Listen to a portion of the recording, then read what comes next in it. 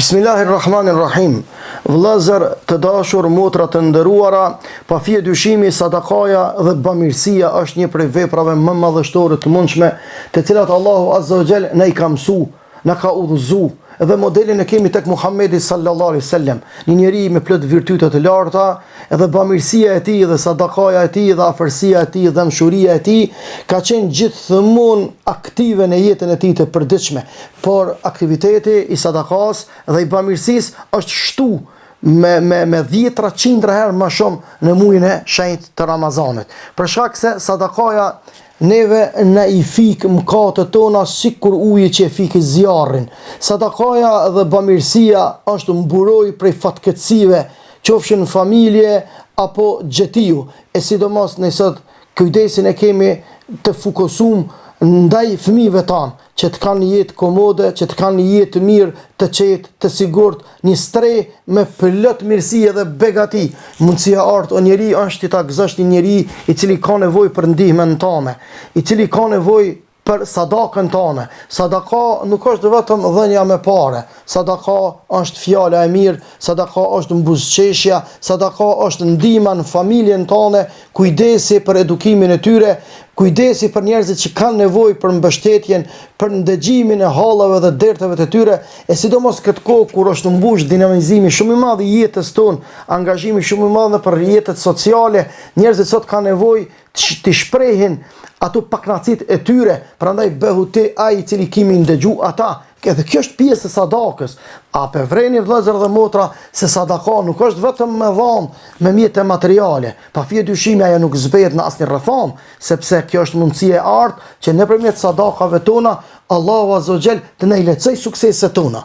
Allahu Azza wa Jall të na i rrezoj mëkatet tona. Allahu Azza wa Jall të na i fortifikoj jetesën tonë me imunitet të plotë, në mënyrë që të gjitha të bamat tona, mësyshet, xhelozit, lakmit e teprume që pastaj ato mund të reflektojnë negativisht në jetën tonë, ne të fitojmë një lloj imuniteti nëpërmjet sadakës tonë për çdo të bëmë, për çdo të keqe, për çdo pakujdesie që vije si rezultat i mëkateve, po edhe i lëshimeve që është natyrë njerëzore që i përgjigjet lëshimit. Andaj mundësia për të rizgju edhe për të ngrit vetdijen tonë, për të u afruar tek Zoti i Madhnueshëm, është e madhe edhe nëpërmjet sadakës. Sa njerëzit të kaluarën që ne kemi një shoqërie e ardh që ne ka mësuar dhe Muhamedi alayhi salatu selam, njerëzit të cilët kanë synu perfeksionin e tyre nëpërmjet veprave të mëdha, ato i kanë arrit edhe nëpërmjet sadakës.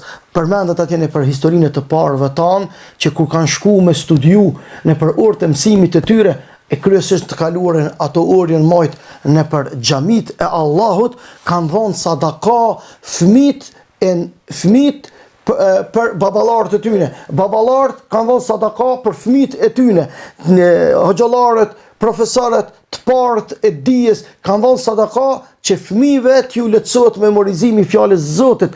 Ata të tjerë kanë dhënë sadaka që mësuesit t'ju lehtësohet shpjegimi i bukur i fjalës së Zotit. Prandaj sadakaja është një institucion shumë i madh, edhe këtu e përgëzoj popullin shqiptar që me plot kuptimin e fjalës është një ndër popujt e rrallë në botë sot që ekzistojnë, që sadakan e kanë në thelb të shpirtit, të zemrës. Madje këtu garon si ai i cili është fetar, si ai i cili nuk është fetar. Të gjithë këtu nuk lojmë vend dhe hapësirë të zbrazët, por të gjithë e mbushëm me mënyra dhe format ndryshme cilat ne i posedojmë dhe i dojmë. Prandaj unë nëpërmjet kësaj thirrje, këtij incizimi, edhe këtij publikimit, kësaj çka po du me thonë, po du me motivu, po du me përgëzu, po du me kanë mysh dhe dhënës për gjithë popullin shqiptar i cili organizohet në mënyra të ndryshme, në institucione të ndryshme, në format individuale deri te ato kolektive.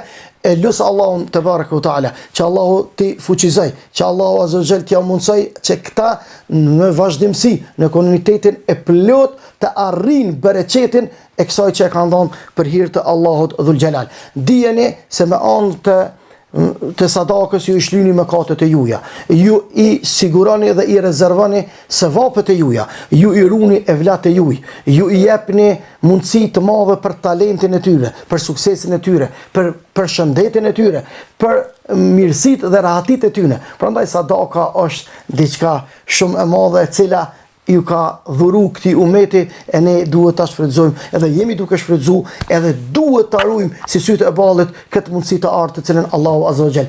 Allahu nuk e do njeriun koprac, Allahu Azza wa Jall nuk e do njeriun duar shtrëngum, Allahu Azza wa Jall nuk e do njeriun i cili mendon vetëm për vetveten e tij dhe është egoist, por Allahu Dhul Jalal e ruan. Prandaj ato që e jep ti, ajo është e jotja, kurse ato që e ruan ti, ato të e shfrytëzon këtë botë, e han, e pin, e harxhon, e asgjëson.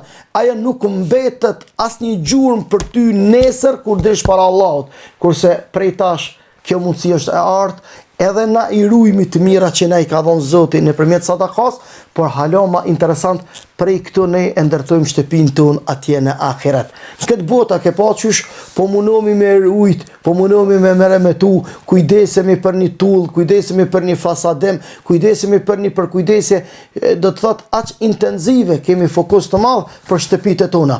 Ana kemi harru që shtëpitë e tona këtu janë të përkohshme, a shtëpitë tona të përhershme të cilat kur njëherë nuk devalvohet vlera e tyre është në ahiret. Çka kemi dhënë na për merremetimin, ndërtimin, ngritjen atyre shtëpive, atyre kalave, atje ku Allahu po na pret, edhe të njëjtën ku ne ka mundësuar që prej këtu ta ndërtojmë, ta rregullojmë, ta merremetojmë në mënyrë që nesër kur do të shkojmë e kemi të sigurt atë shtëpi. Kjo çush ka mundësi të bëhet, apo vreni këtë trekonçën e mrekullueshëm. Zoti po thotë: "Wa mimma razaqnahum yunfiqun." Për asaj çka na kemi dhuru këtij besimtari, ai po jep. Kjo pasuni është e Allahut, këto mundësi janë të Allahut. Allahu po lyp diçka për asaj që të ka dhënë shumë çka. Për asaj shumë çka po të lyp shumë pak që ti ta jepsh edhe të njëjtën kohë ta gëzosh, ta rush atë shumicën që të ka mbet, por të njëjtën kohë të investosh në atë shtëpinë atje në ahiret, që ajo do të jetë vendbanim i yti i përhershëm.